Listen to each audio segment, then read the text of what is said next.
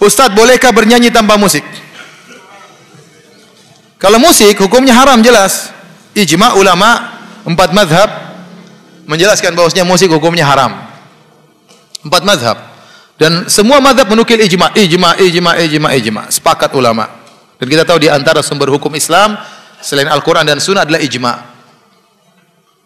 Kemudian datang sebagian ulama seperti Ibnu Hazm Al-Andalusi ya, menyatakan hadis tentang haramnya musik dhaif. Tapi dia salah.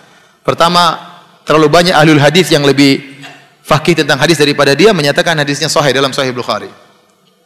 Dia mendhaifkan. Yang kedua, dia menyelisih ijma. Telah muncul ijma sebelum dia lahir tentang haramnya apa? Musik. Oleh karenanya mazhab manapun mengharamkan musik. Yang paling keras dalam hal ini diantaranya mazhab Syafi'i. Antum buka buku fikih manapun, cari pembahasan tentang musik, semua ulama Syafi'i yang mengharamkan musik.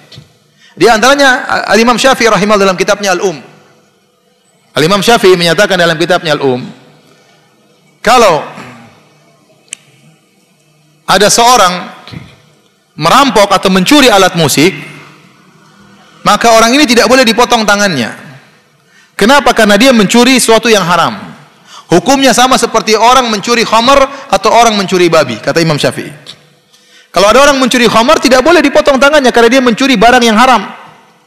Dia boleh dipotong tangannya kalau dia mencuri barang yang halal, curi motor, ya, curi mobil, ya, dipotong tangannya karena perkara yang halal.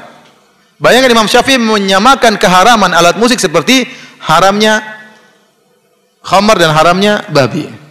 Sama Imam Syafi'i juga dalam kitab Al-Um mengatakan, barang siapa yang merusak alat musik, maka tidak boleh minta ganti rugi darinya. Sama seperti seorang yang merusak khamar, datang ke rumah orang dihancurkan khamar orang, maka tidak boleh minta ganti rugi. Meskipun dia salah, mungkin dia masuk dalam rumah orang salah, tapi tidak boleh minta ganti rugi gara-gara memecahkan khamar, karena itu barang yang haram. Di sini lagi Imam Syafi'i menegaskan keharaman alat musik seperti haramnya khamar dan haramnya babi. Bahkan yang paling keras adalah Ibnu Hajar Al-Haytami, salah seorang ulama besar dari mazhab Syafi'i yang dijadikan patokan ulama Syafi'iyah mutaakhirin. Dia mengatakan, dia punya buku judulnya Az-Zawajir an Iqtirafil Kabair, tentang larangan terhadap dosa-dosa besar. Dia sebutkan dosa besar pertama, dosa besar kedua, terus sampai pada dia sebutkan dosa besar sekian, yaitu mendengarkan alat musik, menyamainkan alat musik. Dia sebutin, dia anggap memainkan alat musik adalah dosa besar. Ada khilaf di kalangan orang ulama Syafi'iyah, apakah memainkan alat musik dosa besar atau dosa kecil. Namun yang rajih adalah dosa besar, sebagaimana dirajihkan oleh Ibnu Hajar Al-Haytami. Makanya saya katakan musik hukumnya haram, ya. Makanya saya heran ada sebagian dai-dai di tanah air kita yang mengaku bermadzhab Syafi'i, bahkan menyuruh orang untuk bermadzhab Syafi'i, bahkan mencela orang yang tidak bermadzhab. Tapi kalau sudah bicara musik, dia tinggalkan madzhab Syafi'i. Benar, dia tinggalkan madzhab Syafi'i. Tidak ada satu madzhab pun yang dia pakai. Madzhab Syafi'i enggak, madzhab Hambali enggak, madzhab Hanafi enggak, madzhab Maliki enggak. Kenapa? Semuanya musik haram.